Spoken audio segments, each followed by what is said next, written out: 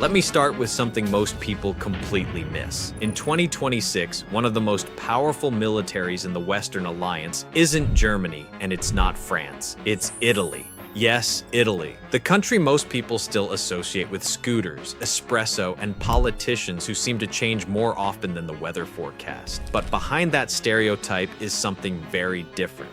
Because while everyone was arguing about budgets in Brussels and holding endless meetings about strategic autonomy, Italy quietly built one of the most flexible military forces in NATO. 2 aircraft carriers, 5th-generation stealth fighters, hundreds of helicopters, submarines patrolling the Mediterranean, thousands of troops deployed across Europe, Africa, and the Middle East. And this part surprises people. American nuclear weapons sitting on Italian soil. That's not a supporting role. That's strategic power. And once you see the full picture, it becomes obvious why military planners are paying attention. But to understand how Italy, a country with massive debt and an aging population, can actually afford this, we have to look at the hidden engine of their economy. We'll get to that in a moment. First, let's look at the hardware, because the world is changing very fast. And some of the most important shifts are happening in places people stopped paying attention to years ago. Italy is one of those places. And trust me, by the end of this video, you'll understand why the phrase medium power doesn't really describe Italy anymore. Because here's the first thing most people get wrong. They look at population size and assume military strength follows the same rule.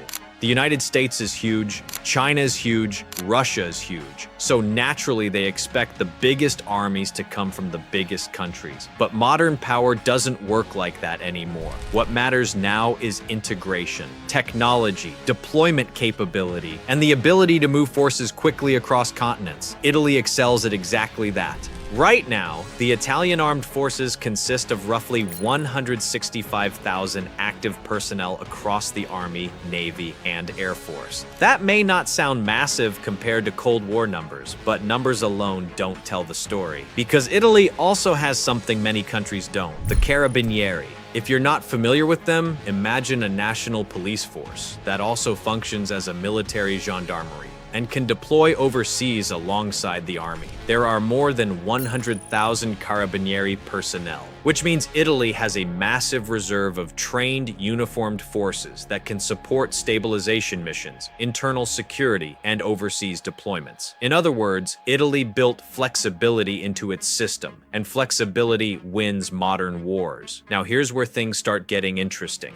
When analysts rank global military power today, Italy consistently lands around 10th place worldwide, top 10. That's ahead of many countries people assume are stronger, but rankings don't explain why. To understand that, you have to look at how they structure its forces. And the first place to start is the ground army, because the Italian army might not have the biggest tank fleet in Europe, but it was never designed to. Instead, it was designed for something NATO planners value far more: mobility. Italy currently operates around 200 Ariete main battle tanks. Now, if you're a tank enthusiast, you already know the Ariete has had its critics over the years. But here's the part nobody tells you. Italy isn't treating those tanks as static Cold War relics. They're upgrading them. New armor, improved electronics, modernized fire control systems, because the battlefield has changed dramatically.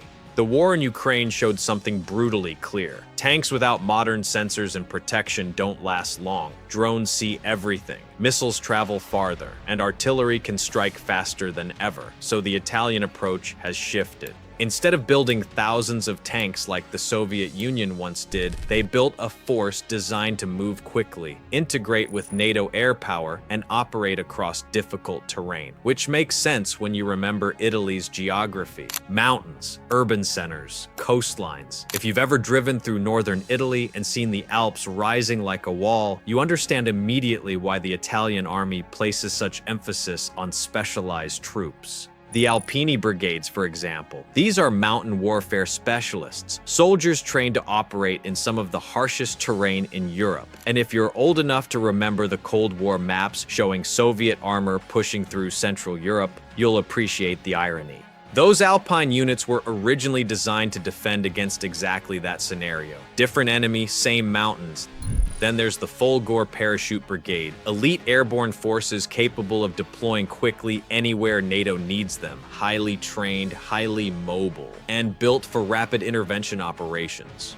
That kind of unit matters more than ever today, because modern conflicts don't start with massive tank columns anymore. They start with sudden crises, a border flare-up, a collapsing government, a terrorist network establishing itself somewhere strategic. The country that can move forces first often controls the outcome. And Italy built its military around that idea. Now here's the part people really underestimate: the vehicles. The Italian army operates over 6,000 armored fighting vehicles, infantry carriers, recon vehicles, mobile artillery systems, support platforms. Then add tens of thousands of additional military vehicles used for logistics and mobility. Why does that matter? Because wars are won by logistics. Every general knows it, even if politicians prefer to talk about shiny fighter jets during press conferences. If you remember Desert Storm or the Iraq War or Afghanistan, you already know the truth. The side that moves supplies faster usually wins. Italy understands that, and it built a force that can move. But the real shock comes when you look up from the ground and start counting what Italy has in the air, because the Italian Air Force is not what most people expect, not even close. And once you see what they're flying in 2026, the phrase medium power starts to look very outdated. Look up from the Italian peninsula on any given day, and you might see something that would surprise most people. A stealth fighter climbing over the Alps, a tanker aircraft circling quietly above the Adriatic, a surveillance plane scanning hundreds of miles of airspace, while politicians in Brussels argue over another defense budget meeting. Italy's air power is one of the most underestimated pieces of NATO's military puzzle. On paper, the Italian armed forces operate roughly 700 to 800 aircraft across all branches. That includes trainers, transports, surveillance platforms, helicopters, and of course, combat aircraft. But the real story sits inside the combat fleet, because Italy is one of the very few countries in the world operating both versions of the F-35 stealth fighter. The F-35A for the Air Force and the F-35B short takeoff version designed for aircraft carriers. That second variant is where things get interesting. Very few nations can launch stealth fighters from a carrier deck. The United States can, Britain can, and Italy can. That's a short list. The Italian Air Force currently flies Eurofighter Typhoons as its primary air superiority fighter, backed by a growing fleet of F-35 stealth aircraft replacing older platforms. Now, if you remember the Cold War era, fighter jets were built for one job: shoot down other aircraft, dogfights, missiles, radar locks, but modern air power works differently. A fifth-generation fighter like the F-35 is less like a traditional aircraft and more like a flying intelligence system. It collects data. It shares that data with other aircraft, ships, and ground forces, and it helps coordinate entire battle networks. In simple terms, it's the difference between fighting with binoculars and fighting with a satellite. And Italy is building more of them. Now here's something many viewers over 40 will appreciate. Remember the old AMX attack jets? Low-flying, rugged aircraft designed for ground attack missions. For decades, they formed the backbone of Italy's strike capability. But those jets are now being retired.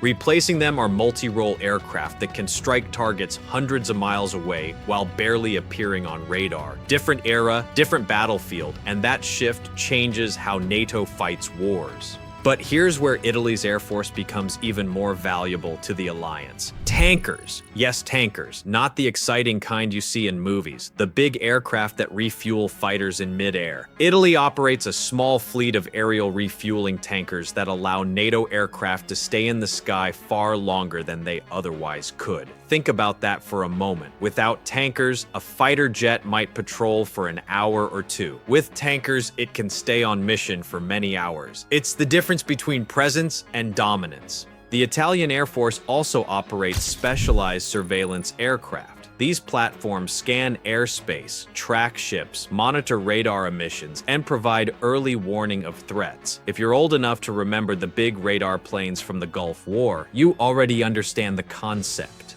Eyes in the sky. and modern war depends heavily on those eyes. Then there's the helicopter fleet. Italy operates more than 400 helicopters, including transport, naval, and attack variants. Attack helicopters designed to hunt armored vehicles, transport helicopters moving troops across mountainous terrain, naval helicopters scanning the Mediterranean for submarines. When you combine those assets with fighter jets and surveillance aircraft, you start to see how layered the system really is. But all of that still doesn't explain the part of Italy's military that truly shocked analysts in recent years, the Navy. Because when people picture naval superpowers, they usually think of the United States, maybe China, maybe the United Kingdom. Italy rarely enters the conversation, and that's a mistake. Because the Italian Navy, the Marina Militare, quietly built one of the most capable fleets in Europe, not just for coastal defense, for real blue water operations. Let's start with the centerpiece, aircraft carriers. Italy operates two of them. The Cavour, a sleek carrier capable of launching F-35B stealth fighters, and the Trieste, a massive amphibious assault ship that also functions as a light aircraft carrier. Now, if you're wondering why a Mediterranean country needs carriers, that question answers itself when you look at the map. The Mediterranean isn't a small lake, it's a strategic highway. Energy routes, migration routes, military transit lanes. And whoever controls naval air power, there controls an enormous amount of influence. Carrier aviation gives Italy the ability to project power far beyond its coastline. Fighters, helicopters, marines, command centers floating at sea. Then come the surface combatants. Italy operates destroyers and modern frigates equipped with advanced radar systems and missile launchers. These ships defend fleets against aircraft, missiles, and submarines. They escort carriers, they patrol NATO waters, and they deploy across international missions. Then there's the quiet part of naval warfare. Submarines. They currently operate 8 submarines, many of them modern diesel-electric boats designed for stealth operations in the Mediterranean. These submarines are extremely difficult to detect. They can track enemy ships, gather intelligence, and launch torpedoes if necessary. In naval strategy, submarines create uncertainty, and uncertainty forces adversaries to move more cautiously. Now, here's something that tends to surprise viewers. When you add everything together, combat ships, patrol vessels, support ships, amphibious platforms, the Italian Navy operates more than 300 vessels. That's a serious maritime force, but the ships themselves are only half the story. Because what really makes Italy's military unique, where those forces operate around the world.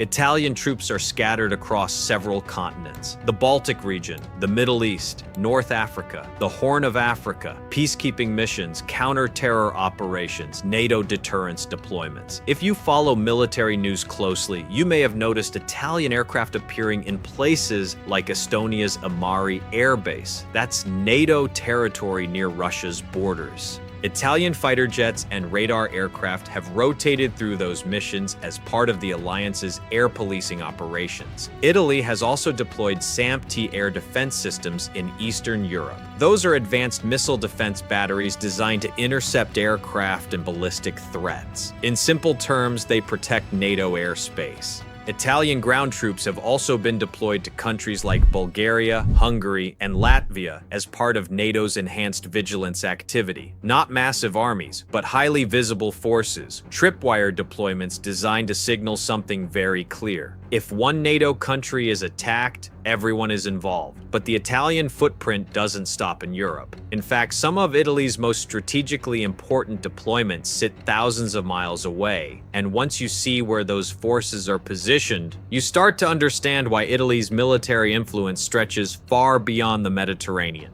Now here's the part that really surprises people. Italy's military doesn't just sit inside its own borders. It's spread across an arc that stretches from the Baltics all the way down to the Horn of Africa. And that footprint exists for one reason: control of the Mediterranean.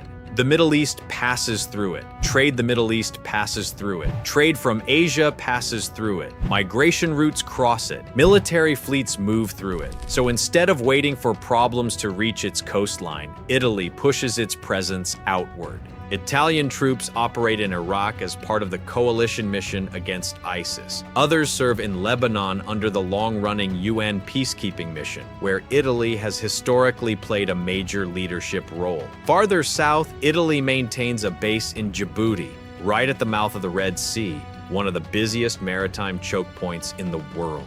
If you remember watching news coverage of piracy in the early 2000s, you'll remember how important that region became. Italian ships still patrol those waters today. Then there are smaller deployments across Libya, Somalia, Kosovo, and parts of North Africa, focused on counter-terrorism, stability missions, and protecting the energy and shipping routes that Europe depends on. It's not a huge empire of bases, but it's strategically placed, almost like a network of pressure points. And there's one more detail most people don't realize. Italy is part of NATO's nuclear sharing program. That means American B-61 nuclear weapons are stored at Italian air bases under NATO arrangements. Italy doesn't own them, but Italian aircraft and pilots are integrated into the system. In plain English, that gives Italy a role inside NATO's nuclear deterrence strategy. A quiet role, but a very serious one. That's not a supporting actor. That's a country with real strategic weight. And in 2026, the world is starting to notice again. If you enjoyed this breakdown, make sure you subscribe, because next we're diving into another military power most people completely misunderstand. And trust me,